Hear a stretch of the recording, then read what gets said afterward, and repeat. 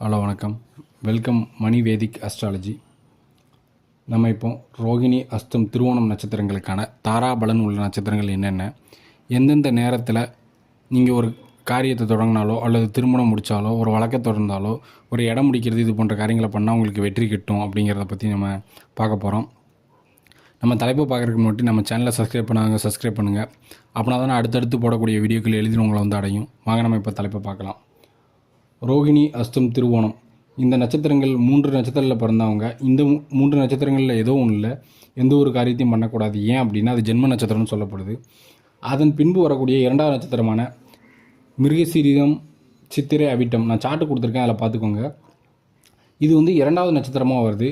இது வந்து உங்களுக்கு தாராபலன் உள்ள நட்சத்திரங்கள். இதில் நீங்கள் ஒரு காரியத்தை தொடங்கலாம், அது உங்களுக்கு வெற்றியை தேடித்தரும். அதன் பின்பு புனர்பூசம், விசாகம், புரட்டாதி.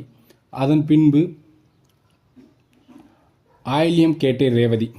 ஏன் இந்த வரிசையை சொல்கிறோம் அப்படின்னா உங்கள் நட்சத்திரத்துலேருந்து 2, 4, 6, 8, 9 வர நட்சத்திரங்கள் உங்களுக்கு தாராபலன் உள்ள நட்சத்திரங்கள் அப்படின்னு சொல்லப்படுது. அதன் பின்பு பரணி, பூரம், பூராடம் இது வந்து 8வது நட்சத்திரமாக வருது. கிருத்திகை, உத்திரம், உத்திராடம் வந்து 9வது நட்சத்திரமாக வருது. பொதுவாகவே நம்ம 27 நட்சத்திரங்களை 9ஆல் வகுத்து அது எத்தனாவதாக வருதோ அதுதான் நம்ம போடுவோம். அதுதான் நான் இங்கே அட்டவணையாக கொடுத்துருக்கேன். இதை பார்த்து நீங்கள் தெரிஞ்சுக்கோங்க. இந்த நட்சத்திரங்களில் பொதுவாக உங்கள் ரோகிணி நட்சத்திரம், அஸ்த நட்சத்திரம், திருவோண நட்சத்திரத்துக்கு பின்பு 12வது நட்சத்திரமாக வரக்கூடிய கிருத்திகை, 12வது இல்லை 9வது நட்சத்திரமாக வரக்கூடிய கிருத்திகை, உத்திரம், உத்திராடம் இந்த 3 நட்சத்திரங்களில் திருமணம் முடிக்கிறது இது போன்ற சுபகாரியங்களை பண்ணால் ரொம்ப சிறப்பாக இருக்கும். அது போக நீங்கள் சந்திராஷ்டமம் இருக்கா, சந்திரன் நல்ல ஒரு அமைப்பில் இருக்கான்னு பார்த்துக்கோங்க. தேய்பிரை வளப்பிரைங்கிறது இல்லை, சந்திரன் ஒளியோடு இருக்கா அப்படின்னு பார்க்கணும். பௌர்ணமிக்கு நெருங்கியோ பௌர்ணமிலேருந்து ஒரு பின்பு ஒரு 5 நாளுக்குள்ளே இருந்தால் கூட நல்லது தான்.